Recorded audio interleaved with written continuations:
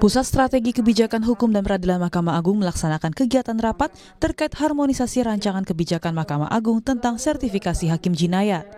Kegiatan ini dibuka secara langsung oleh Ketua Kamar Agama Mahkamah Agung, Profesor Amran Suwadi.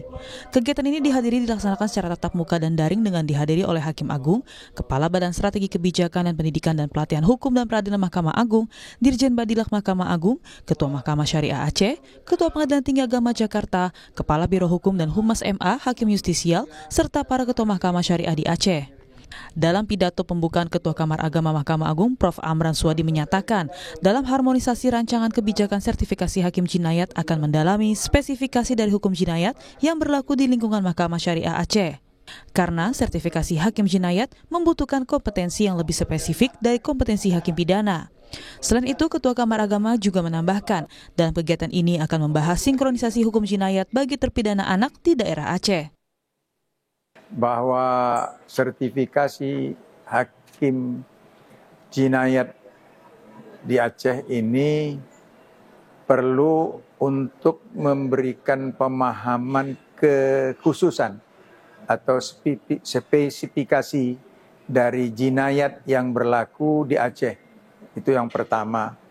Kemudian yang kedua juga perlu melatih tentang sistem perkara pidana anak yang berlaku di lingkungan kewenangan Mahkamah Syariah Aceh.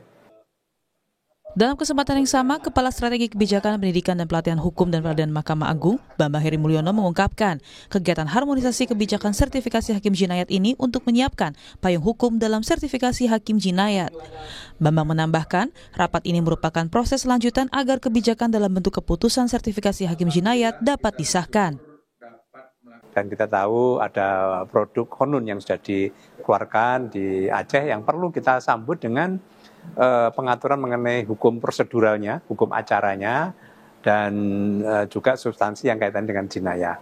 Dan konseling ini adalah tindak lanjut dari kegiatan yang sebelumnya sudah kita buatkan naskah akademis yang sudah membuat kajian-kajian ilmiah mengenai kebutuhan, mengenai hakim-hakim bersertifikat jinayat.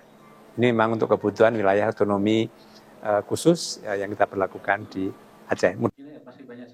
Perlu diketahui, penempatan hakim yang telah bersertifikat hakim jinayat hanya berada di Provinsi Aceh, karena hanya Provinsi Aceh lah yang memiliki otonomi khusus dalam menerapkan hukum jinayat. Beberapa sanksi yang terdapat dalam hukum jinayat biasanya diganjar dengan hukuman cambuk, denda, hingga kurungan badan.